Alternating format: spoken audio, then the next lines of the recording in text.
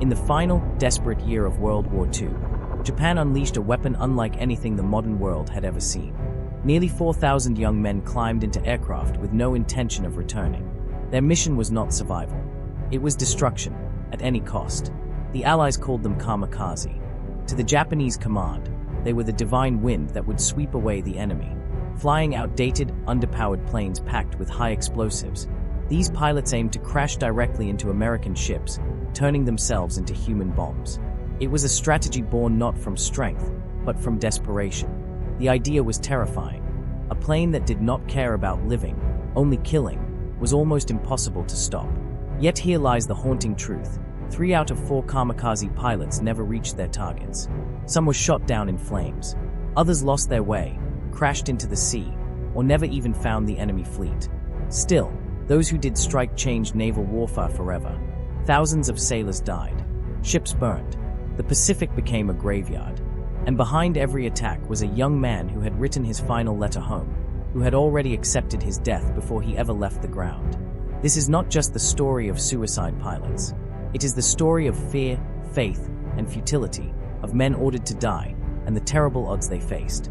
And to understand why 3 out of 4 failed, we must go back to the beginning. By late 1944, the Pacific War had turned into a slow but relentless advance toward Japan itself. Island by island, the United States Navy and Marine Corps had pushed across the vast ocean, carving a bloody path through Saipan, Guam, and Peleliu. Now, their eyes were fixed on the Philippines, a chain of islands stretching across warm tropical waters, rich with jungles, mountains, and bays that could anchor fleets. For Japan, the Philippines was everything. It was the gateway to their empire, the shield protecting the homeland, and the lifeline to the oil fields of Southeast Asia. Without it, their navy would starve, their industry would collapse, and their defenses would be broken.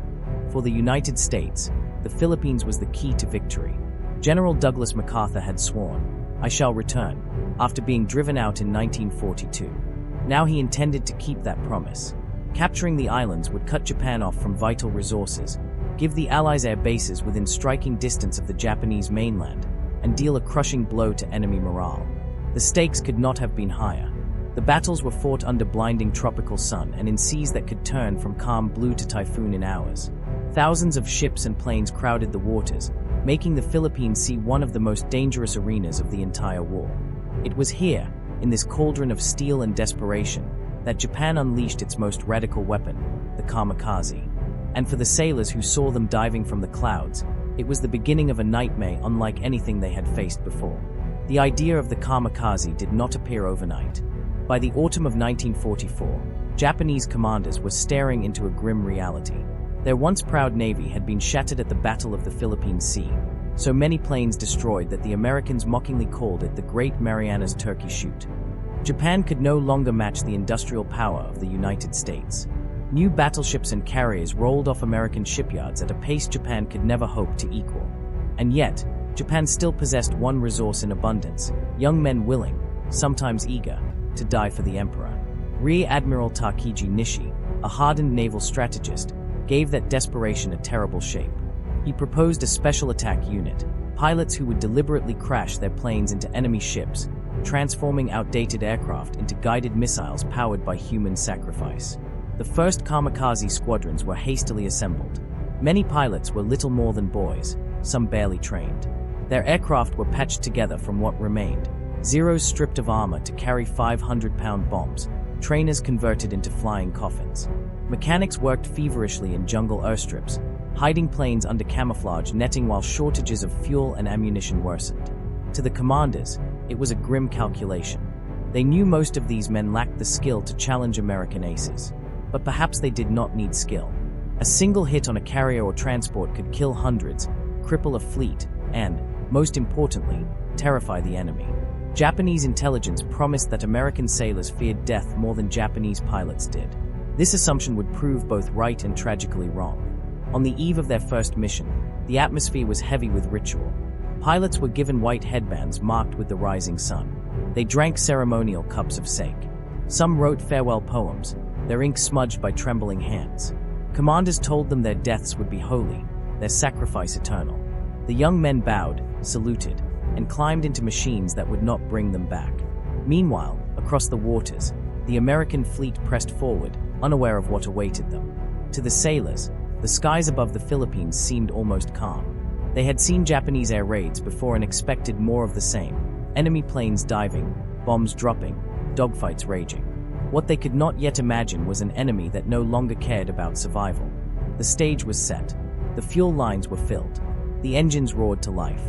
And from the horizon, the first kamikaze began to rise into the sky. On the morning of October 25, 1944, the calm of the Philippine Sea shattered.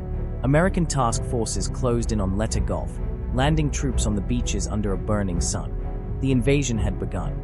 Battleships shelled the coast, carriers launched wave after wave of aircraft, and columns of Marines and soldiers splashed through surf into thick jungle.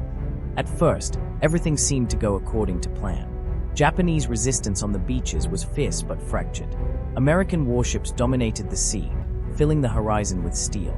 Many sailors believed Japan's navy was broken, its air wings depleted. The invasion would be bloody, yes, but nothing they hadn't seen before. Some even allowed themselves to think the war might be over soon. But the Philippines was no ordinary battleground. Its geography was a defender's dream, a maze of dense jungle, volcanic ridges, and hidden coves. Rainstorms rolled in without warning, turning roads into rivers of mud. Communications faltered. Units became separated. And from above, Japanese spotters tracked the movement of American fleets, relaying coordinates back to hidden airstrips. Then came the first warning signs. Enemy planes began appearing in ones and twos, poorly coordinated attacks that seemed almost pathetic compared to earlier battles. American gunners grew confident, blasting most from the sky. Crews cheered as each enemy aircraft spiraled down in flames. A false sense of security spread across the decks. But these small raids were not what they seemed. They were probing attacks, distractions, meant to disguise the preparations of something new. Japanese commanders were testing the enemy, looking for gaps in formation, watching how quickly gunners reacted. One American sailor later recalled the strange feeling of those days. The quiet between raids, the sticky heat of the tropics, the uneasy calm. It was like waiting for a storm you couldn't see, but you could feel it coming. There were moments of triumph. Destroyers shot down attackers before they reached the fleet. Pilots returning from patrols swore they had cleared the skies. Commanders reassured their men that Japanese air power was nearly finished. But beneath those words lingered unease. Too many enemy planes still slipped through radar. Too many sightings went unexplained.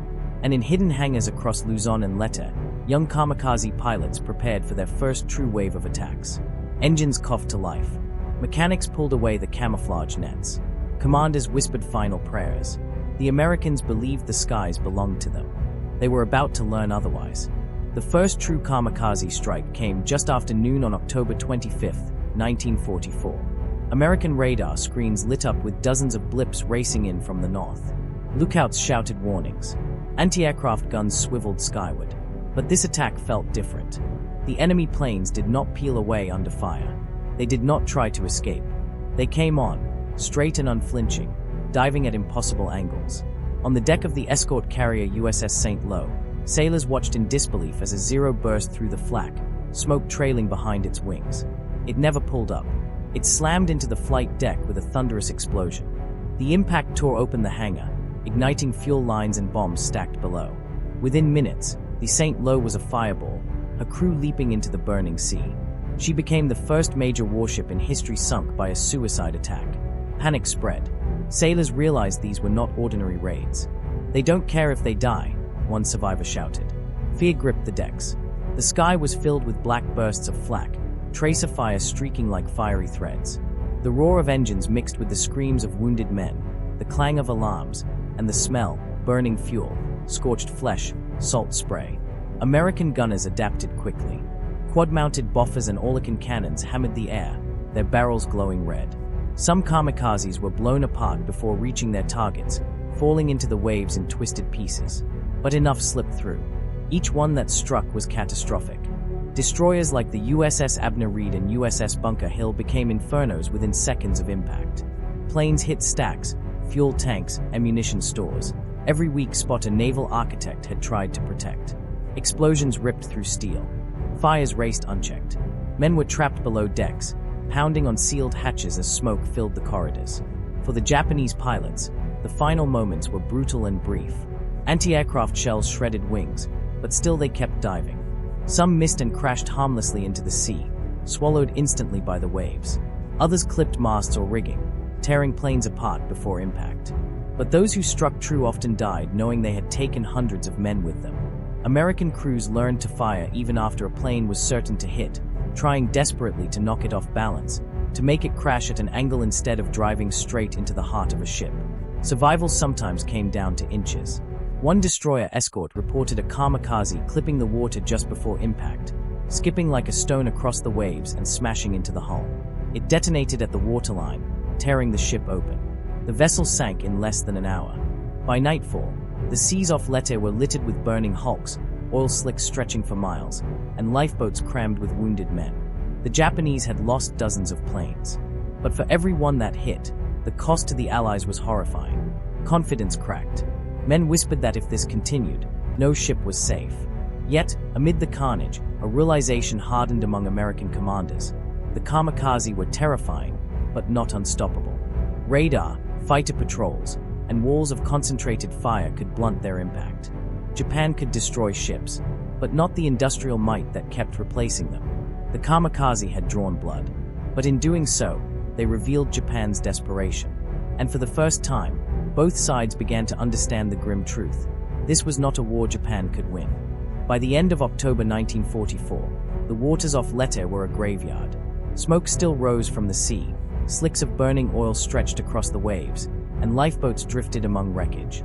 American rescue ships pulled half-burned, half-drowned sailors from the water, their skin blistered, their eyes vacant. The tally was staggering. In just a few days, Japan's kamikazes had sunk or crippled more than 30 American ships and damaged nearly 300 others. Thousands of sailors were killed or wounded. For many crews, the most haunting memory was not the explosions, but the sudden silence after, steel twisting, water rushing in, and the cries of men trapped below. The Japanese losses were far greater. Hundreds of aircraft were destroyed, along with their young pilots, men whose names would never be known to their enemies, only remembered in farewell letters left behind. Rear Admiral Takiji Nishi, the architect of the kamikaze strategy, would later admit through tears that he had asked too much of them. Yet the sacrifice, as terrible as it was, did not change the outcome. The American beachhead on Leyte held firm. Reinforcements poured ashore. General Douglas MacArthur strode onto the sands, fulfilling his promise, "I have returned." The Philippines campaign would grind on for months, but the decisive moment had already passed.